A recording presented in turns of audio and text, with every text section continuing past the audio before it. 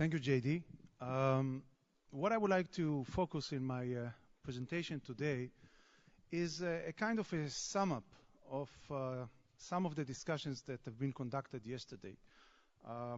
For the foreigner visitors, it might have been a little bit confusing to have so many different views on the recent processes and threats that we are facing in the region.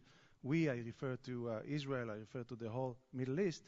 I would like to share with you some of my thoughts about those threats, but to have some common denominator that will tie them all to the subject matter that we are dealing here, and this is counterterrorism. And in a way, as you'll see in a moment, I would like to argue that all of those dangerous tectonic changes and processes that we are facing in the Middle East these days, and I refer to the nuclear armament of Iran, I refer to the civil war in Syria and to the Arab Spring as a whole, and especially the revolution in Egypt, all has an immediate midterm and long-term influences on the arena of terrorism, the terrorism that challenge Israel, the region, and I would say global terrorism altogether as well. I would start with the Iranian arena, and I don't want to deal with this debate. As you can understand from yesterday, this is an ongoing, in-depth debate in Israel. Should Israel attack the nuclear facilities or not? I would not deal with it, but I'm an Israeli, so I have something to say about it in any case. And I would just share with you an anecdote which will help me to present the concept of the Iranian crisis or the Iranian process and terrorism altogether. About 3 years ago, I had a talk with a high-level American decision maker, as high as can be, and we had this discussion, and in the discussion he asked me, as a private citizen, of course, I'm not representing Israel, I'm not an official, he asked my thoughts about Iran becoming nuclear, and he said to me, and I clearly remember the term, he said, would a yellow light be enough for Israel to make a decision to attack the Iranian facilities? And my answer was, again, as a private person and not more than that, if you ask me, in my view, not only that a yellow light would not be enough for Israel to make such a decision, even a green light should not be enough for Israel to make such a decision. And I said that because I frankly believe that the threat of Iran becoming nuclear, it's a threat to Israel, but it's mainly a threat to many other countries in the region and outside the region. I wouldn't want to be Iranian neighbor after Iran becomes nuclear. I wouldn't want to be a Gulf country. I wouldn't want to be Iraq, Kuwait, Saudi Arabia. I wouldn't want to be a small, weak state which is controlling oil reservoirs. Because no doubt in my mind that the day after Iran will become nuclear, I'm not so sure that they would use a bomb against Israel or against anybody else, but I'm quite convinced that they would use that as a deterrent factor in order to promote their interests in the region and outside the region.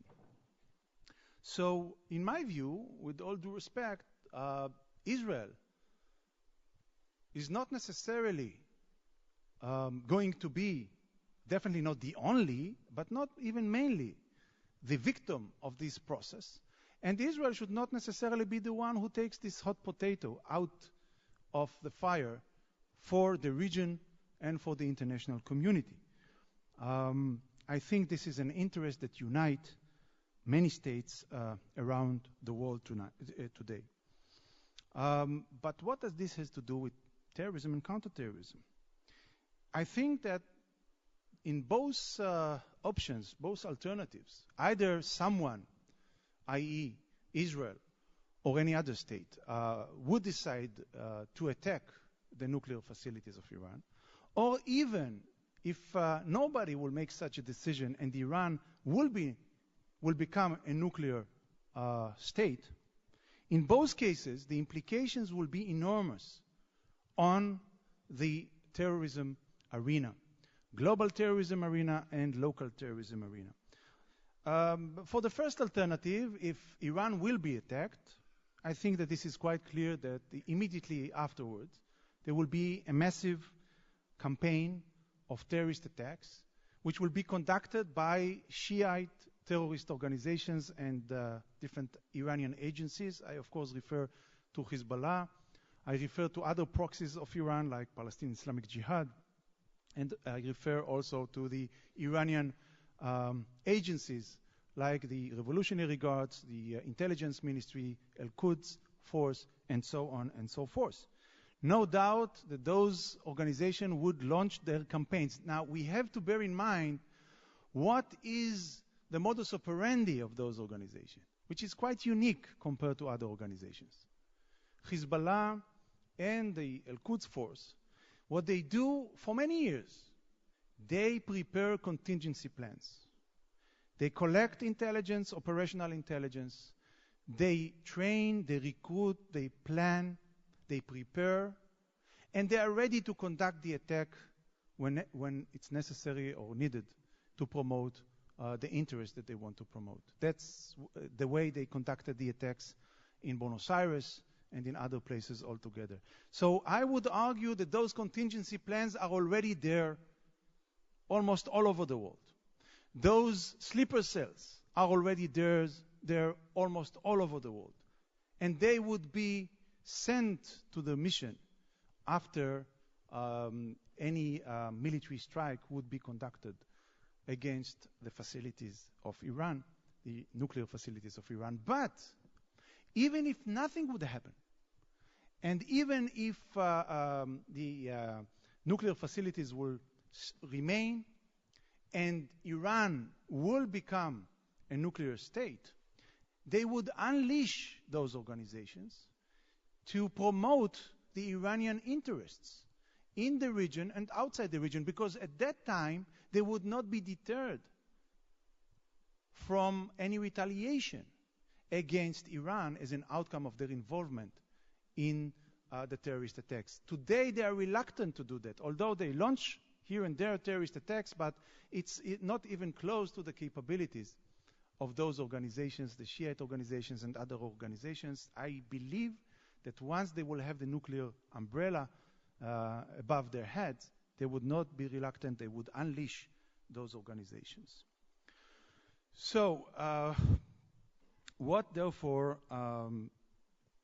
needed to be done in order to prevent the Iranians from this dangerous adventure? What is needed to be done in order to make it clear to the Iranians that this is might be very dangerous for them to promote the nuclear dream and maybe even to use it one day? So again, I'm not getting into the question, should those facilities be bombed or not? Actually, I think that, as said yesterday, those nuclear facilities should be destroyed if there is no other way to stop them from gaining nuclear capability. But I believe that there is also a need right now to have, I would dare to say, a certain type of a new world order. I would argue that there is a need to build a new world alliance that will have only one common goal. It should be the next or the second NATO alliance, if you wish. I would say that NATO might have been a good platform for that new alliance, but NATO has different goals, had different goals, and also the members of this alliance are not necessarily those which I refer to. The new alliance should take one goal, and this is to stand against Iran and to change what used to be the MED policy, the mutual assured destruction, into, I would say, the IAD policy, which would be Iranian assured destruction. It should be a nuclear umbrella that will be given to all the members of those states, on top of the possibility, and we'll talk about it in a moment, the possibility of deterring the Iranians from using those capabilities. It will certainly, most certainly, will prevent the nuclear proliferation of those other countries which will be afraid from the consequences of a nuclear Iran. So I do believe there is a need now to invest the time and the resources in preparing the policies and building those new alliances which are needed at that fragile time. Let's move on to the Syrian arena. And I have to say, it might sound weird, but I am more worried with the consequences of the process which is happening today in Syria than with the process which is happening these days in Iran. And the reason is because I believe that the concrete potential of deterioration of this process is much bigger. It could happen in an instant, very rapidly. Right now there is some kind of a status quo between the rebels and the Assad regime. The question, how long will this status quo sustain? From an Israeli perspective, I tend to believe that this is a choice between two equal bad options. Some of us tend to believe that we should stick to the devil we know. Nevertheless, the two alternatives from this devil that we know already are not optimistic alternatives. One is the Muslim Brotherhood, and the other one is some Salafist combination, global jihadi elements. And we see, and we learned from Peter Newman, this shift of concept from global to local in Al-Qaeda, and Al-Qaeda is deeply involved in the activity which is conducted today in Syria. Some of us refers to that concept as glocal, combination of global and local processes. The problem is that this midterm status quo might end in a war between Israel and Syria. And it might end, in my view, either because of external initiation or internal initiation. In both cases, the initiation is connected again to terrorism or to terrorist organizations. What do I mean by that? The Americans already announced that if there will be some intelligence information, some signs that the chemical weapons of Syria is or going to be transferred to Hezbollah or Al-Qaeda for that matter, this will be a threshold for a military strike that will be crossed, a military strike against Syria. I tend to believe that the Israeli standing is no different than that. That's the external initiation. But it also might be that when the last minute, when Assad himself will be with his back to the wall, he might initiate such deterioration as a last resort from the troubles that he have internally, trying to unite the forces against a so-called external threat. I would conclude my analysis on the Syrian connection to the growing threat of terrorism by saying that, in my view, the terrorist organization in the region and outside the region was never that close to CBRN capabilities than they are in this fragile time, in reference to what is happening in Syria and maybe also what happened already in Libya. The last arena that I would like to refer to is the Egyptian arena, and in a way the Arab Spring and the implications on the Egyptian arena. I will not get into this analysis of what led to the outcome, nor talk too much about the implications of that, but I would refer to the short-term, long-term, and mid-term influence of this process on the terrorist arena. For the short term, what we see that some of those states that have experienced this process, internal process, have lost the control and created ungoverned territories, which is a heaven for those extremist, local and global jihadists. We see this in Libya, we see this, of course, in Yemen, and we see this in Sinai Peninsula and also in Syria today. Those elements are much more weaponized today.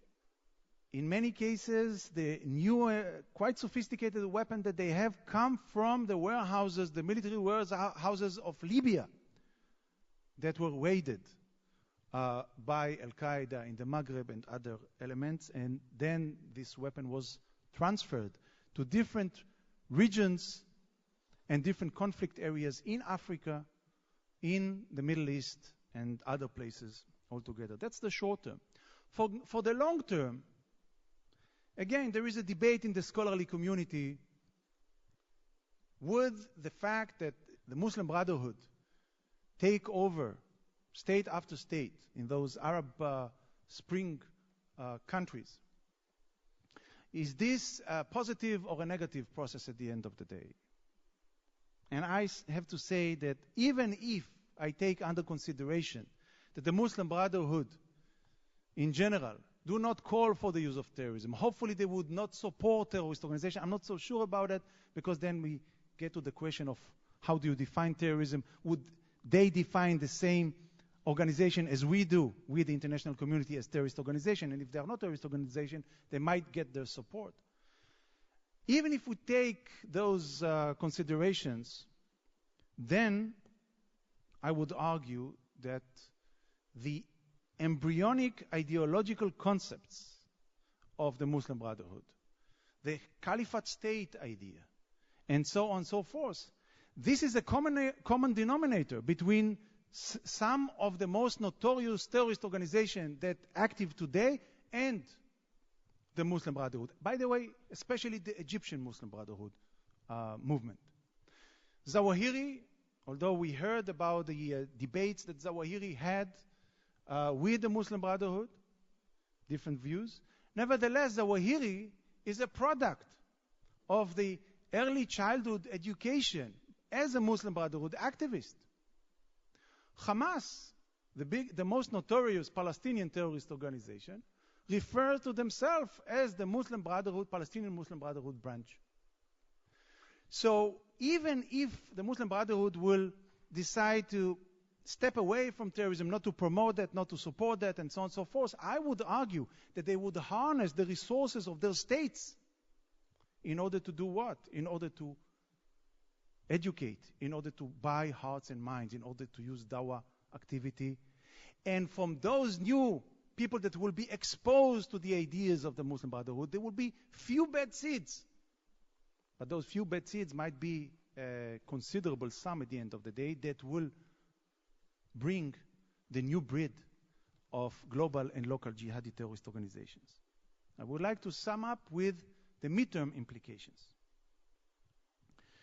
As for the midterm implications, I want to stress that in my view, the midterm implications of this process is going to lead in our region an eruption of a war, probably a regional war.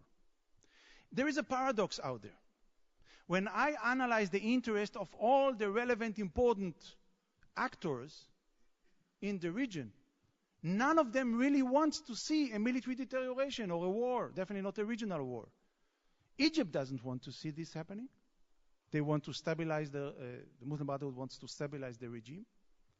Hamas doesn't want to see such a deterioration. They want to reconnect to the Muslim Brotherhood in Egypt to gain legitimacy. They want to see election happening and then to pose a huge dilemma to the American administration, because they believe, and I tend to believe as well, that if there will be an election, they would win big time in the Palestinian arena. So all the actors, Israel doesn't want to see a military deterioration, Jordan doesn't want to see that, it's quite clear. But there are those small elements those marginal terrorist organizations that have a few dozens or few hundreds of activists altogether. Those are the Al-Qaeda affiliates.